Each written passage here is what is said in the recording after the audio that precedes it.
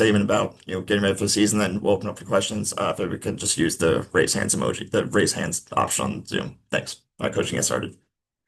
Yeah, obviously the most wonderful time of the year. So excited to get started.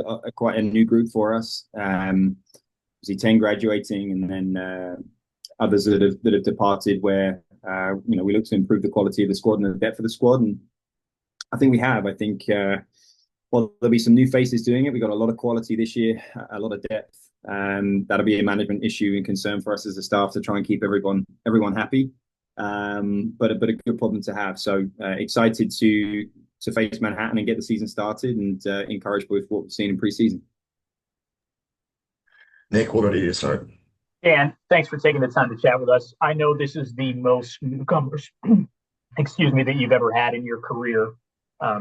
How challenging is it in such a short period of time? Like, you guys only get 2 or 3 weeks of preseason. How challenging is it to get everybody here, try to make those evaluations, and get an understanding for what the hierarchy of talent is going to be? Extremely challenging, and I think it's a continued evolution through the first 2-3 weeks of the season, if not longer. So really, we've been willing to change and adapt and evolve to what we have seen within our squad midway through or somewhat early in every season I've been here. Certainly since 22 and on, there's been a change. It's happened probably somewhere between game 6 and game 9, because we feel like we finally got a true understanding of what we have within the squad. So we're open to changing again, and honest enough with the players to know we don't know if we've got it right just yet. Only that we feel really good about what we do have, and the arsenal that we have within our depth this year is really, really exciting. Cody, we'll go to you. Hey Dan, wanted to ask, with the games on Thursday, do you like when you get the chance to do a doubleheader with the women? Does it add sort of a different sort of buzz to the day? Depends if we're the late game or not. It's a tricky one when you're the earlier kickoff. Obviously, student section might be a little bit lighter with a 3:30 kickoff. Again, had to make a subtle adjustment to kickoff time there to accommodate some care to the field in between, which we were happy to do. But obviously, the preference is always a night game to hit things off. But it was our turn in the rotation of double headers to allow the women to go second, which we're more than willing to do.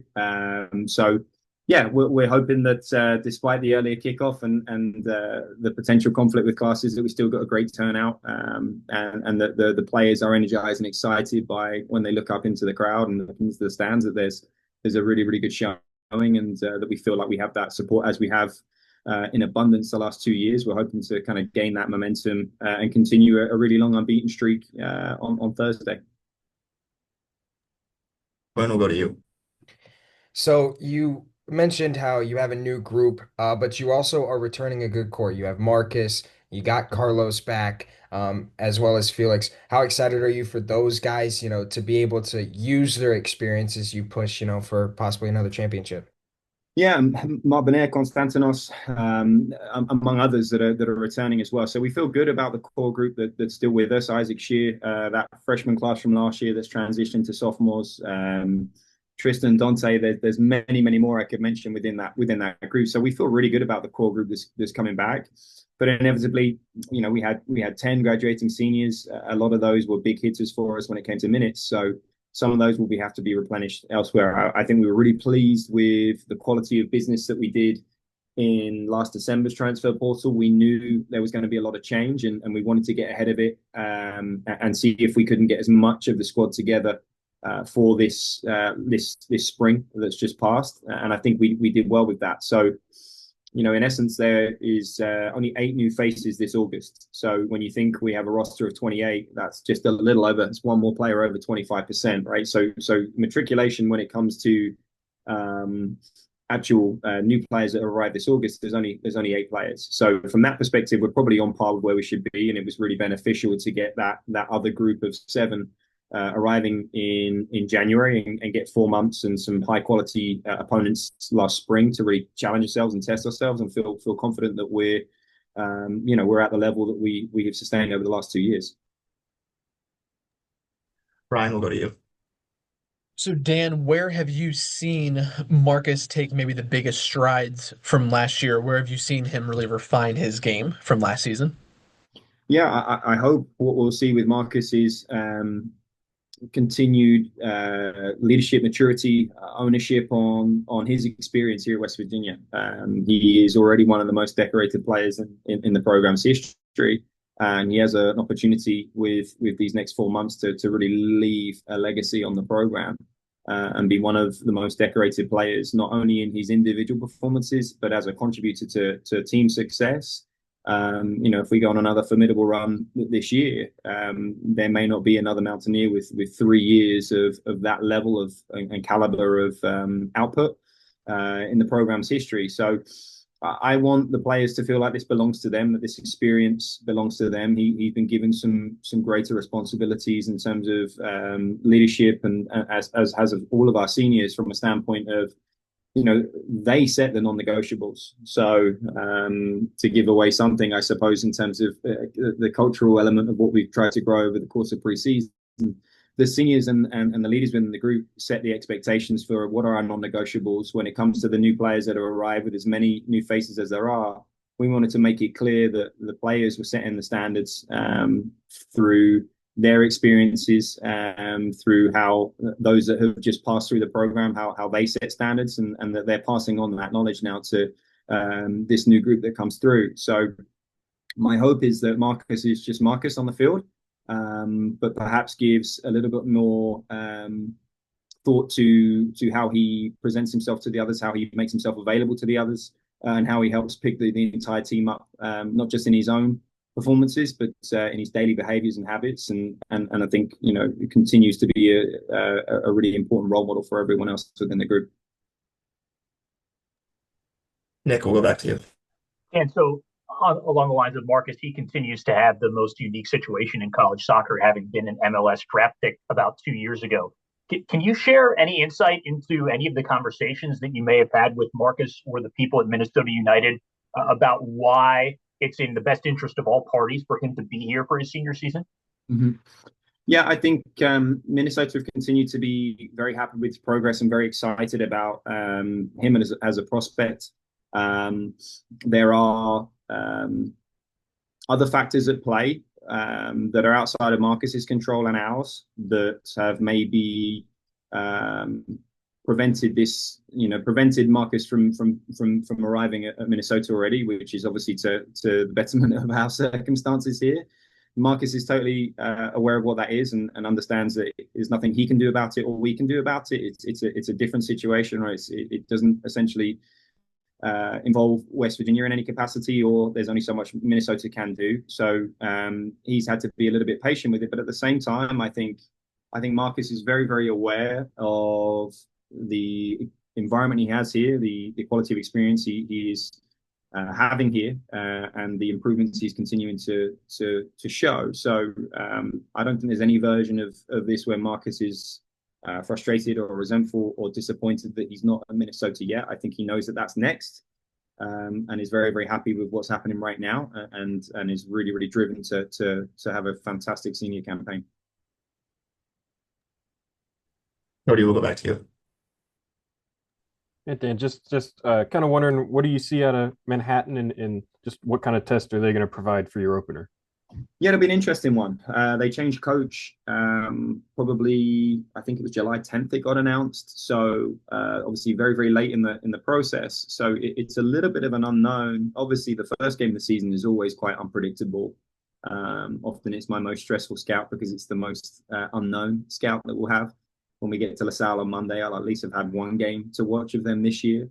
So a lot of unknowns when it comes to the style of play at Manhattan, because obviously the difference between the two coaches could be quite vast. But I think what we've tried to do is pay more attention to who is the new coach, what's his history, what's his what's his reputation, and in fairness, it's a very respectable one with the time he had at St. Francis Brooklyn, with a program in the NEC that I think he made the NCAA tournament 5 of 8 years and has a proven track record of success. So I'm sure he'll be looking to make an impact at Manhattan. And of course, whenever you have a new coach, there's that little bit of extra energy whenever you get to come up against a ranked team, which obviously we are to start the season. You normally anticipate that excitement and energy spilling over even more. So we're expecting a tough test, not only for those reasons, but because there's an element of this that we don't quite know. They have some returners and they have some good attacking pieces that are familiar and have been around the program for some time, as well as a goalkeeper that returns for his senior year as well. So they have some experience in there through their attacking, if you like, through the core. To be honest, straight down the middle, there's a lot of returning players for them. And then there's of course that unknown entity of how will the coach set them up, what will the playing style look like, and what will their intentions be when they get to West Virginia. Kevin, we'll go to you. Hey, Coach, thanks for joining with us today. Kind of following up on a couple of questions Nick had asked, is the most important thing for you in the offseason being able to play, having players go other places and play? And how do you track and follow those and then kind of mesh all those as you start working toward this season? Yeah, I think the USL2 specifically, MPSL as well, but USL2 specifically is essentially a summer league of a collegiate level. There's some really professionally run organizations that take good care of the players and run a very positive and professional environment for the players. And obviously, with the caliber of players that we have, most of our boys find themselves with an opportunity to play on those types of teams. It was something, it's been available for a very long time, something that myself and Andy did a long time ago. And I think it supplements their overall experience. I think going and having the potential to play anywhere from 10 to 16, 18 games in the summer can sometimes be really beneficial. Obviously, our international group of players are, even the domestic ones, quite honestly, they're comfortable and they're familiar with playing 35, 45 games a year. Now, obviously, our collegiate season, depending on how far into the tournament you go, is give or take 20 to 22 games in the fall, and then maybe additional 5 in the spring. So it doesn't quite scratch the itch for all of them, and they're often looking for more. I think they're given a lot of autonomy over the course of the summer to go and find what they're looking for and get extra minutes. I think it's extremely important for our goalkeepers, for example, to get that additional playing time and experience. Sometimes it's nice just to get away from what you're familiar with and accustomed to in Morgantown, West Virginia, and find a new experience and a different coach, different personnel, different environment, different location. I have no problem with that. The overriding message is always, as soon as they think it's getting to a point where the decisions they are making are to the detriment of what's in West Virginia's best interests, that's when a change needs to happen. So if they have played every minute of every game and we're closing in on middle of July and they haven't really taken a break, then there's conversations that need to take place. But for the most part, they utilize it in a way that's really supplemental to their level of sharpness and their level of conditioning when they come in. Because the other reality we face is our day one of preseason is 17 days from our first game, and not that I know a great deal about anatomy and physiology, but I know it's impossible to come in at 0 and be 100% fit in 17 days. So they need that additional conditioning and some of that match day sharpness that they can get from USL2 and the like prior to arriving back on campus. Ryan, we'll go to you. So, Coach, you mentioned the keepers there briefly. I did want to ask you, Mark was obviously the guy last year for you. Coming into this year, is he still your guy at the keeper position? And how much of Toby and Chase pushed him and made that sort of a competition, so to speak? Yeah, we've been really fortunate, I would say, for many years now. And this year, no different, that we feel like we have 3 high-level goalkeepers, 3 or 4 in previous years. So it's another really healthy race. And it's another really ruthless decision that we'll have to make, unfortunately. Again, as I mentioned, 17 days isn't a lot of time, and 3 exhibition games where, through the first 2 we split time and they're playing 35 minutes in one, 40 minutes in the next, and then you kind of feel like you need to make some kind of decision in order to utilize your third game as that kind of true reflection of what Thursday could look like. It's so ruthless. What I will say is there's something about the nature of being a goalkeeper that they seem to take it better than the outfield players when we do have to not play someone. But every year it's the same challenge for us. And quite honestly, we were able to utilize Toby and Chase in the spring as well as this preseason, and Chase gets a clean sheet against Georgetown last spring. Toby the same against Pitt away last spring. So like these guys have been tested, but Mark hasn't put a foot wrong either. So yeah, we have a really good contest in that position as well as many others. And yeah, it will probably come down to the next 24 hours that we'll look to probably make that decision and feel as though they have a little bit more clarity as to what direction we're heading in. You've obviously been doing this a long time now. How much with that position in particular is the feel you get as a coach versus what you see in data you get as far as clean sheets and other stops and things like that? What's that kind of back and forth? Yeah, it's a good point. The goalkeepers and the goalkeeper position can have an aura to it, can have a presence to it that's kind of hard to put your finger on exactly what it is you're feeling or exactly what it is in terms of their behaviors that is coming across necessarily. But it's a really important position that in terms of their presence and exuding a confidence and a control. I would imagine, not that I know enough about this other sport, but I would imagine it's kind of like a quarterback in the sense that like you need to constantly give off this impression that you're in control of the situation and that you're commanding and you're leading and you're giving direction to those around you. Again, all of them have grown. I think just purely from a seniority perspective and knowing that we've worked with Mark as long as we have, he might be slightly ahead in that department. But have felt extremely comfortable with both Chase and Toby in those other games and in their moments and opportunities. But yes, it's more than just did they make the save. I think sometimes a clean sheet there can be too much read into it, and often we'll ask, if Mark didn't save it, would Toby or would have Chase? And if Mark did save it, would Toby and Chase? And often the answer is the same.